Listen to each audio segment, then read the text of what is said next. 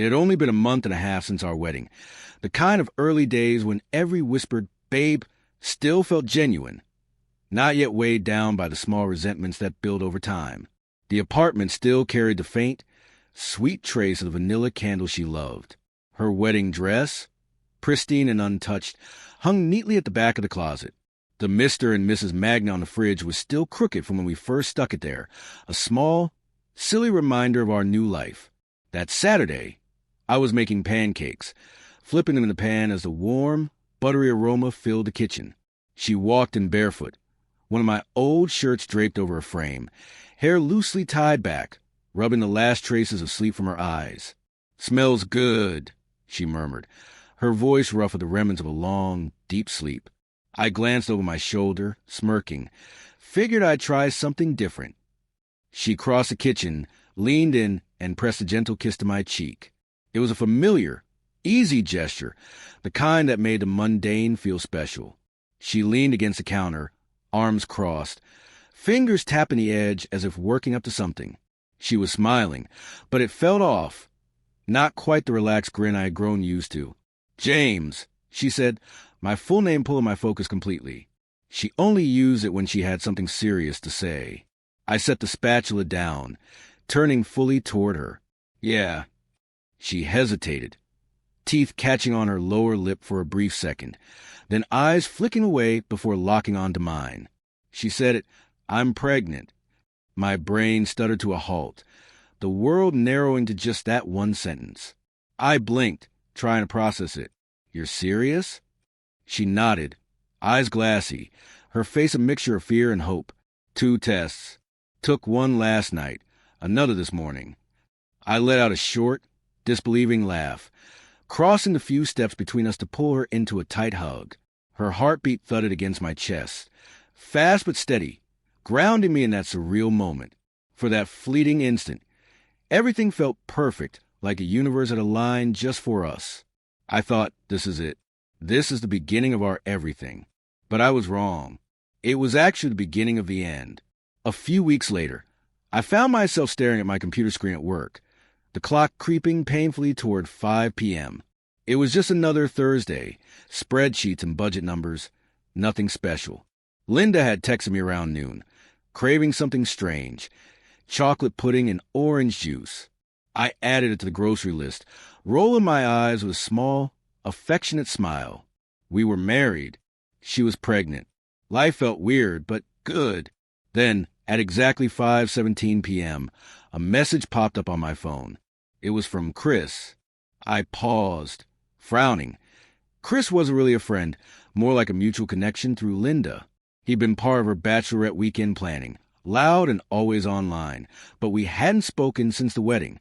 His message had no preamble, no casual "hey man," just a blunt, jarring line. "I found these videos on my wife's phone after an argument. I figured you should know the truth." There were 2 video attachments.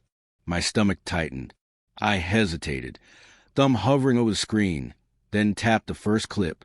The video opened to a chaotic scene, a packed nightclub, flashing lights, bodies moving in rhythm, the pulse of loud, thumping bass.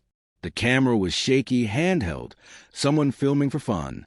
Then I saw her, Linda, in a tight black dress I didn't recognize, laughing with her head thrown back, arms draped around a tall guy with tattooed sleeves. His hands rested confidently on her hips as she moved against him, their bodies swaying together. Then, without hesitation, she straddled his lap in a booth, their lips locking in a long, deep kiss. She looked entirely present, not tipsy, not caught off guard, just in it. I paused the video, replayed it, hoping I'd miss something, some sign that it was a misunderstanding, but it was the same every time. Her smile, his grip, their intimacy. It felt like a punch hollowing me out from the inside. I forced myself to open the second video. Different setting, same weekend. This time, a hotel room, girls in pajamas, karaoke in the background, champagne popping. The camera swayed, then steadied, catching Linda again. She was on a couch, legs draped over the same tattooed guy, his mouth on her neck, her head tipped back in apparent bliss. She didn't pull away, didn't seem worried about being seen. It looked comfortable, intimate, like they belonged together. I felt a cold detachment settle in my mind, numbing to the images.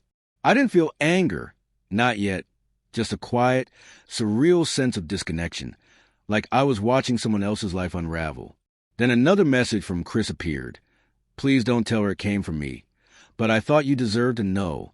I didn't respond right away, just stared at my screen, letting the shock settle. Eventually, I typed back 2 words. Thank you. But all I could think was, what if the baby isn't mine? I waited 2 days before confronting her. I needed to be sure I could keep my composure. I didn't want a shouting match. I wanted the truth, unfiltered and undeniable. That Saturday, Linda made pasta, lit a candle, and put on soft jazz. She chatted about baby names, stroller brands, and her next doctor's appointment while I mechanically chewed my food, nodding at the right moments, pretending for just a bit longer. Then I said it, voice steady, that Bachelorette weekend in Miami. What actually happened? She froze, fork halfway to her mouth. Her smile flickered. Why? Just curious. I replied, eyes locked on hers. You said it was wild. She forced a quick laugh, eyes darting away. Yeah, just girls, you know? Clubs, dancing, shots, no guys. I took out my phone, opened the first video, and placed it on the table without a word. She went still, watching herself dance on another man. Straddle his lap, kiss him deeply. Then the second clip, hotel room, couch, his lips on her neck. When it ended, I took a slow sip of water, setting the glass down carefully. Her face had gone pale. She opened her mouth, closed it, then whispered, I was drunk. No, you weren't. I said quietly, each word a blade. This was 2 weeks before our wedding. 2 months before you told me you were pregnant. Her eyes filled with tears, but I felt nothing. Whose baby is it, Linda? Her lips trembled. I think it's yours. I pushed my chair back, stood, and without another word, walked out the door. I drove for hours that night, the road stretching endlessly in front of me, my mind looping the same question. How could she lie so easily? When I finally came home, the apartment was dark. She was curled on the couch, phone clutched in her hands, eyes red and swollen. She whispered my name, but I didn't stop. We're doing paternity test. I said, my voice flat, final. At a clinic. Official. Clear. She didn't argue, just nodded, her eyes hollow. That Friday, we sat side by side in a cold, beige waiting room. No words, just forms and swabs and the unbearable weight of a truth neither of us wanted to face. The results would come in 3 days, the longest days of my life. Half the time, I couldn't escape the memories. The videos replayed in my mind, and her words echoed relentlessly. Then, on a quiet Wednesday morning at work, an email arrived. The subject, paternity test results. My heart pounded as I opened it. The first line read, probability of paternity, 0%. I stared at the screen for a full minute, feeling neither sadness nor shock, just a cold, empty stillness. I closed my laptop, stood up without a word, and walked straight out of the office. I drove directly to a lawyer's office and filed for divorce. I signed whatever needed signing, feeling strangely detached from reality. Sitting in the parking lot afterward, I texted David, my best friend, telling him everything. 10 minutes later, his response came, come stay here, however long you need. After that, I went home to confront her. When I entered, she was on the couch, curled up with a throw pillow pressed against her stomach. The TV was on but muted. She looked up as I walked in, her face filled with apprehension. Did you get the results? She asked, voice trembling. Without saying a word, I pulled out my phone, walked over, and handed it to her. She took it, scrolled through, and then I saw her face shatter. Her hand covered her mouth as a sob slipped out. She blinked hard, as if trying to make the screen display something else. James, she whispered, desperate. I cut her off, keeping my tone calm and controlled. It's not mine. Tears streamed down her face. I'm so sorry. I didn't mean for it to go this far. I was scared and I interrupted. Don't make this about fear. You made a choice. You knew there was a chance it wasn't mine, and you still let me fall in love with a lie. She stood up, reaching toward me. Please, I wanted to tell you. I just didn't know how. You just hoped I wouldn't ask, I said, stepping back. Silence hung between us, thick and suffocating. I took a deep breath and spoke with finality. I've spoken to a lawyer. Divorce papers are being prepared. Her face went pale. No, James, please don't throw us away. There's nothing left to throw away. You already did that. Her voice cracked. I love you. I shook my head. No, you love the comfort in a lie. If you respected me, you would have been honest from the start. She tried to take my hand again, but I moved away. I'll be staying at David's for now, I said quietly. She sank back onto the couch, sobbing, but I didn't stay to watch. I walked out without slamming the door, without raising my voice, just leaving. At David's place, he opened the door, handed me a beer, and didn't push me to talk. He just showed me to the guest room and left the door cracked, giving me space to process. That first week was quiet. I kept to a routine: sleep, gym, work, repeat. Linda tried texting a few times, but I didn't read them. Eventually, the messages stopped. I didn't want the apartment. Couldn't stand being in it. Every corner held memories I couldn't erase. I found a new place a few days later. Nothing fancy, just clean and quiet. Mine. I kept to myself, only telling a few close friends that we had split. No one needed the full story. The truth was too heavy, too raw to share. 8 months went by. The divorce went through without drama, just a few signatures. And it was done. One day, leaving a coffee shop, I saw her on the other side of the street. Linda was pushing a stroller, looking worn and tired. She didn't notice me. I watched as she adjusted the blanket on the baby. Her baby! The one I once thought was mine. I didn't feel anger, just a distant numbness, like watching a story I'd already seen too many times. Eventually, I started dating again. I was upfront with every woman I met.